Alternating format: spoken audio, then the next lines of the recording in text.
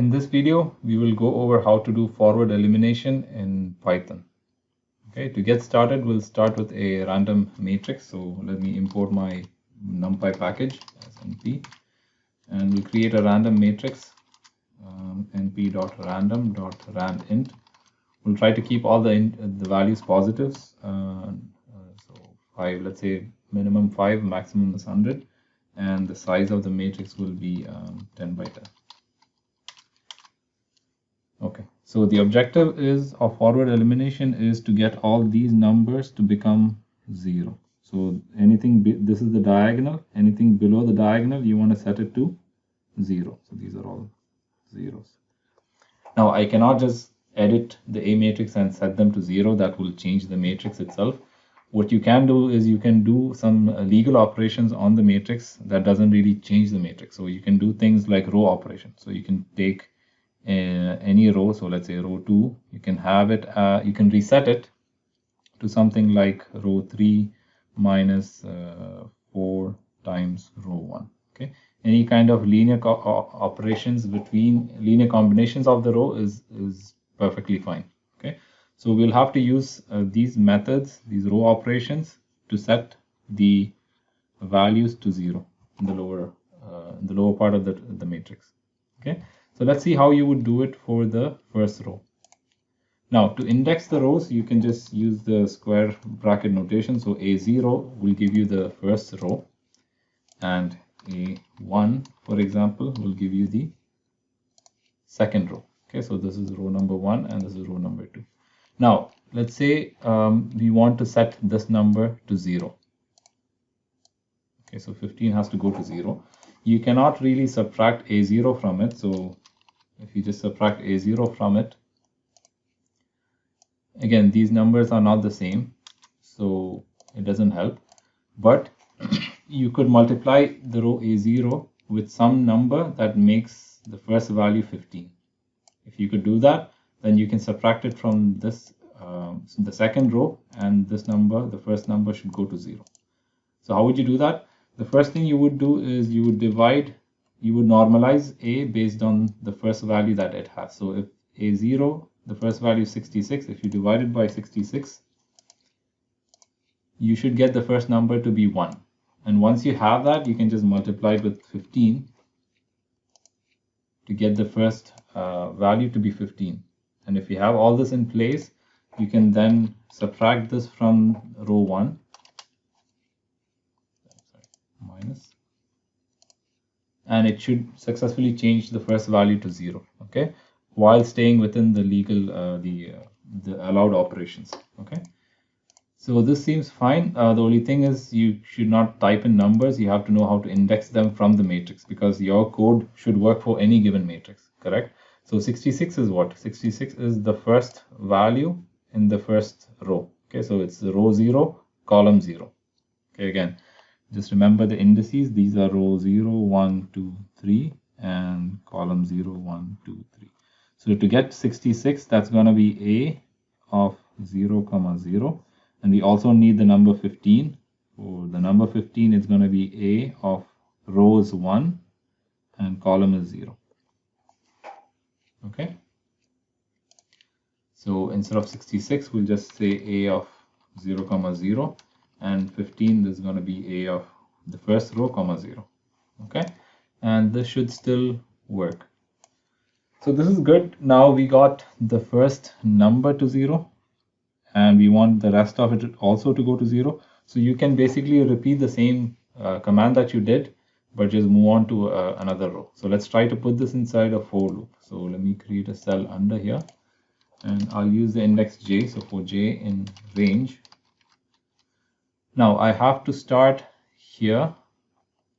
So I have to do this for these rows. So I start at 1 because this is row 0. I start at 1, so I have to put a range of 1, and I have to go all the way till the end. Okay, so which I'll assume is n in this case. Okay, n is going to be the size of the matrix, which is 10. So let's first define n. N is going to be length of A. Okay, so that's going to be 10. And you want to start from 1 and go all the way till n. Okay, And what is the operation that you're doing? You're just setting the row itself to 0. So you want to set A of j equal to A of j minus. So you're resetting each row after applying the row operation. So the row operation is A of, let me just copy this from here and put it here. So you're applying it on the same row. So this is A of j, and you're using the pivot row, and this factor, this one, is also a j. Okay. Now let's look at your A matrix now and run. And yes, so we were able to convert all the first columns, all to 0. Okay. So now the next step would be to go to the next part, which is here, and set this all to 0. And then continue the same procedure and go to the next one and keep going. Okay. So for the next step, you can see that we don't start at 1 anymore. We start at 2. And if you go to the next step, it should start at 3. Okay. But all of them go all the way till the end of the file, the end of the matrix n. Okay. So we could easily put this inside another for loop. But before that, let's just try to investigate what is happening. So if you want to set this number to 0, okay, so this would be A of 2. Okay, I want to set this minus 45 to 0. You would try to do the same thing that you did earlier, which is you would use your pivot row A of 0. You would then normalize it based on the second value now, because this is what you're interested in. You want to subtract a number from this value, right? So you want to normalize it based on this one. This is row 0, column 1. So you would say A of 0, comma 1. And then you would multiply it with this number, which is 45. This is row 2, column 1. So 2, comma 1. Okay.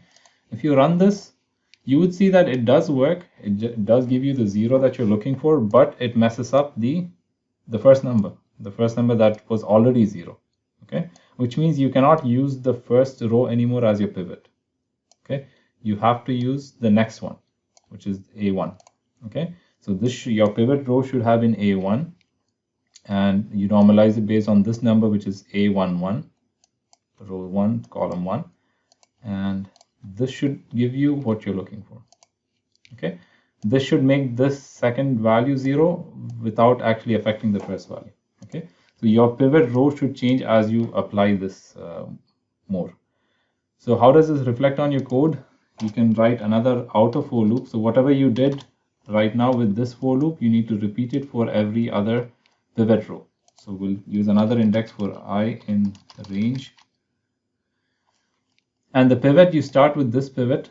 So your pivot is starting with 0. Okay, and ending at this will be the last pivot row that you will use. Okay, so you can set this to be n minus 1.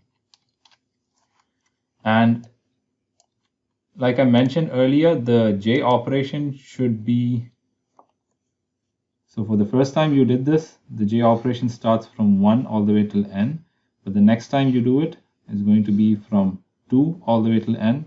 So it's always going to be the pivot row, which is I plus 1. So if the pivot row is 0, you start your j operation at 1. Okay, so it's always going to be one step ahead of j. And you can reflect this in your code by changing this range starting value into I plus 1. Okay, and then make sure you change all your indices here. So your pivot row is now based on the index I. So this is going to be I, and I. Okay, and if you run this code now, there you go. All the numbers are now 0. Okay, so I hope it's clear. Now don't forget that usually when you do this operation, you also have a b vector when you're doing solutions. So b vector is going to be the same size as a, but it's a vector, so it's 10 by 1, and it's going to look something like this. Okay, you have to apply the same operation on the b vector as well. So it's going to be b of j equal to b of j minus b of I, but the factor that you are multiplying is exactly the same. So just take this from here and paste it here. Okay. And that's pretty much it. I hope it's clear. Thank you.